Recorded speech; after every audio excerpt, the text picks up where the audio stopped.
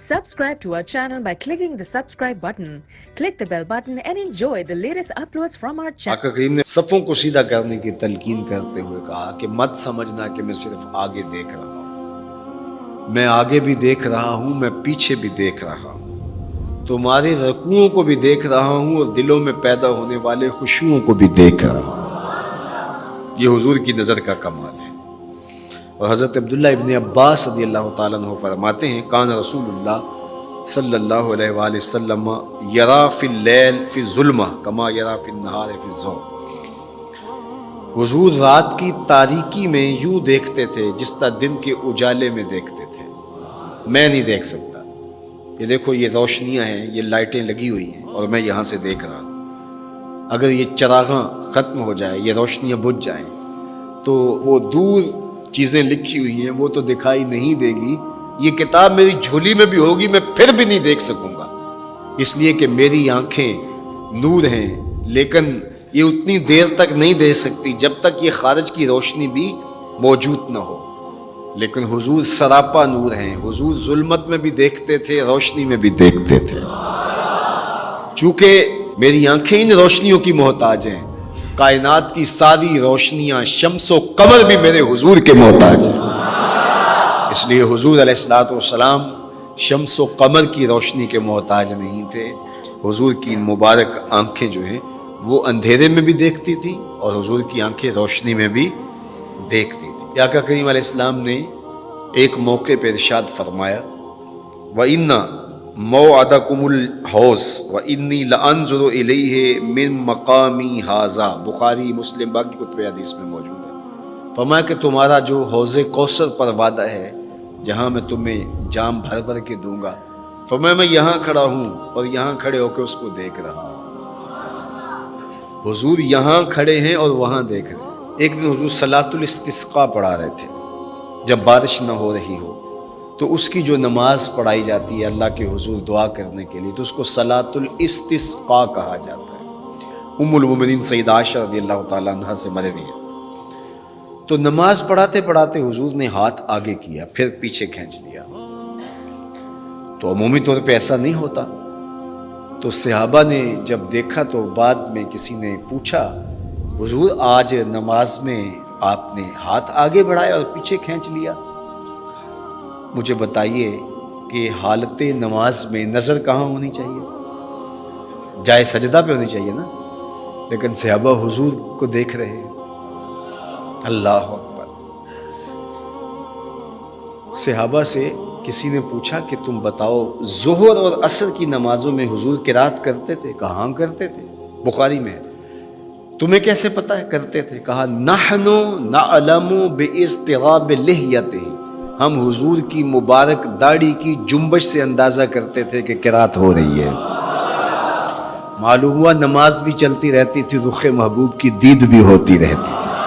اور اقبال کہتا ہے شوق تیرا اگر نہ ہو میری نماز کا امام، میرا رکوع بھی حجاب میرا سجود بھی حجاب۔ اللہ اکبر۔ تو حضور نے ہاتھ آگے بڑھایا اور پھر کھینچ لیا۔ پوچھا گیا حضور یہ آج نماز میں ایک نئی چیز ہم نے دیکھی، آپ نے ہاتھ آگے بڑھایا پھر کھینچ لیا؟ فرمایا ہاں، جنت میں کھجوروں کا ایک خوشہ لٹک رہا تھا، میں اس کو توڑنے کے لیے ہاتھ ڈالا تھا، پھر میں نے چھوڑ دیا، اور اگر میں توڑ لیتا تم قیامت تک کھاتے رہتے، ختم نہ ہوتا، لیکن میں نے کہا نہیں چلو پھر قیامت کو ہی صحیح۔ اب حضور کھڑے کہاں ہیں؟ مدینہ المنورہ میں، اور جنت کہاں ہے؟ سدرۃ المنتہا سے اوپر۔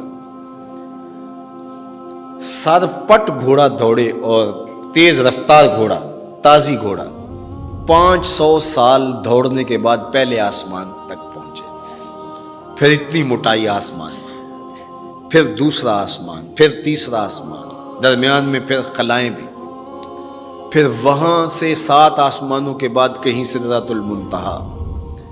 اور قرآن بتاتا ہے کہ جنت بھی سدرۃ المنتہا کے پاس ہے، پھر آگے جنت، اور جنت کے جو درخت ہیں وہ 70,000 سال کی اونچائی پر ہیں، وہاں لٹکتی ہوئی کھجوروں کے خوشے، اور حضور علیہ السلام نے یہاں کھڑے ہو کے ہاتھ بڑھایا اور وہاں حضور کا ہاتھ پہنچ گیا۔ یہ ہاتھ کے پہنچنے کی منتہا نہیں ہے. ضرورت یہاں تک کی تھی لہذا یہاں تک پہنچا. اگر ضرورت اس سے آگے کی ہوتی تو آگے بھی پہنچ جاتا. تو حضور کا ہاتھ یہاں سے یہاں تک پہنچا. یہ حدیث پاک میں نا میں اور آپ ہاتھ اٹھائیں تو ہمارا ہاتھ کہاں تک پہنچتا ہے؟ 5 فٹ قد ہے تو 3 فٹ اوپر ہاتھ پہنچ جائے گا تو ہمارا ہاتھ 8 فٹ تک پہنچے گا. زمین سے 8 فٹ تک. چلو کسی کا 9 فٹ تک پہنچے گا. کچھ چھلانگ لگا کے اچھل کے اوپر لے جائے گا تو 10 فٹ تک پہنچ جائے گا. البتہ ہماری نظر بہت تیز ہے. ہماری نظر پہلے آسمان کے ٹمٹماتے ہوئے ستارے دیکھتی, دوسرے آسمان کے ستارے بھی دکھائی دیتے, تیسرے آسمان کے ستارے چاند سورج میں دکھائی دیتے. ہمارا ہاتھ 3 فٹ تک یا 10 فٹ تک پہنچتا ہے. نظر تیسرے آسمان تک پہنچتی ہے. اور جس کا ہاتھ جنت تک پہنچتا ہے اس کی نگاہ کہاں تک پہنچتی ہوگی؟ اس کی نظر کا کمال کیا ہوگا؟ اس لیے فرمایا انی ارا ما لا ترون واسمع ما لا تسمعون. جو میں دیکھتا ہوں وہ تم نہیں دیکھتے, جو میں سنتا ہوں وہ تم نہیں سنتے. اپنے حواس کو نبی کے حواس پر قیاس کرنا یا نبی کے حواس کو اپنے حواس پہ قیاس کرنا سوائے جہالت کے اور کچھ نہیں ہے. چے نسبت خاک را بعالم پاک, کہاں ہم کہاں ان کی ذاتیں بابرکات. اس لیے فرمایا انی ارا ما لا ترون واسمع ما لا, جو میں دیکھتا ہوں وہ تم نہیں دیکھتے اور جو میں سنتا ہوں وہ تم نہیں سنتے. اللہ اکبر. ہماری آنکھیں تو چمکتے ہوئے سورج کو دوپہر کے وقت نہ دیکھ پائیں, چندھیا جائیں, آنکھوں میں پانی اترنے لگے, اور محبوب کی آنکھیں بے حجاب دیدار رب کریں.